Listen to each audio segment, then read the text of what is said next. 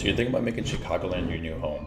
Maybe it's for work, family, or just a fresh start. Buying here can feel like a lot because there's so many neighborhoods and suburbs, each with their own vibe. It's exciting, but it can also feel a bit overwhelming when you're trying to pick the right spot. What's going on, everyone? I'm Ghazi Shehayber, Chicagoland Realtor, helping buyers and sellers keep the process as simple as possible. Today I'm going to be sharing the practical stuff that you need to move you through the market with confidence, from day-to-day lifestyle tips to local trends that actually matter.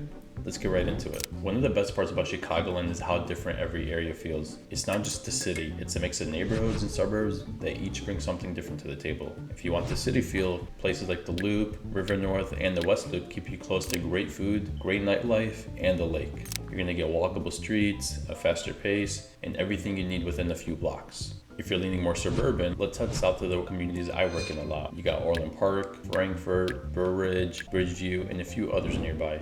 They offer a wide range of homes, quieter streets, and a laid-back routine. Orland Park gives you a nice balance. It's family friendly, the schools are strong, shopping is easy, and there's a lot to do. It's kind of the hub of the south suburbs, with plenty of dining and year-round events. If you want suburban calm and everyday convenience, Orland Park checks off many of those boxes. Frankfort has a small town feel that people love. Downtown is charming, there's local shops, and the community calendar is always full, with Fall Fest being the favorite. It's quieter than Orland Park with a lot of green space and a close-knit vibe.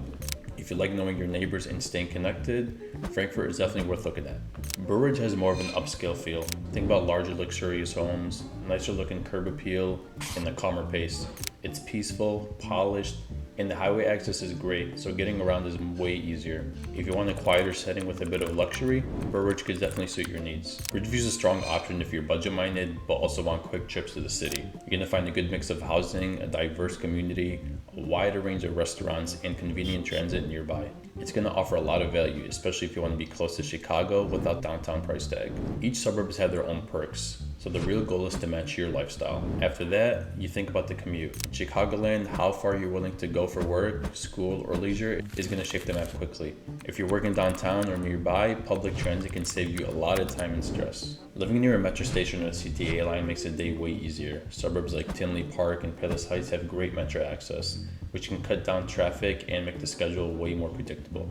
Nobody loves rush hour, so being close to the train is definitely a real bonus. Once you got your lifestyle and the commute lined up, it's time to get a feel for the actual market. The Chicagoland market runs year-round, but it really picks up in the spring and the summertime. That means way more options, but also means a lot more competition. It tends to be a seller's market during the warmer seasons. In popular suburbs like Orland Park and Naperville, especially with strong school districts, homes tend to move way more quick and sometimes sell over asking price when things are busy. Having your pre-approval ready and a clean offer can make a big difference in getting the house that you actually want. If you're working with a tighter budget and want a little more breathing room, take a look at Bridgeview, Worth, Oak Lawn, or Oak Forest. They're more affordable, they're still close to the city, and they usually are a bit less competitive. It's a good way to stretch your budget without feeling like you're in a constant bidding war. You also want to think about the type of home that you're looking for. Condos can be way more affordable and low maintenance, especially in the city or denser suburbs, but they do come with HOA fees. Single-family homes offer more space and a yard, which is great for privacy or pets, but they usually come with more upkeep and higher prices. It's good to decide what fits your normal routine and what also fits your budget. If you're new to the area, having an experienced agent helps you a lot. The best agents add context that you won't get from photos or from a map. They'll point out which neighborhoods have the schools that you're after, where new development is happening, and the small things that give the community a unique personality. For example, Frankfort's events in downtown are a big draw for families who want this small town feel, while Burr Ridge and Oak Brook lean more towards quiet, upscale living with a lot of space. That's the kind of information that helps you narrow down things much quicker and feel good about your choice at the end of the day. Offers and negotiation can look different from one area to the other. Some neighborhoods require a stronger, faster offer. Others give more time and flexibility. Knowing when to push and when to hold back keeps you from overpaying or losing out.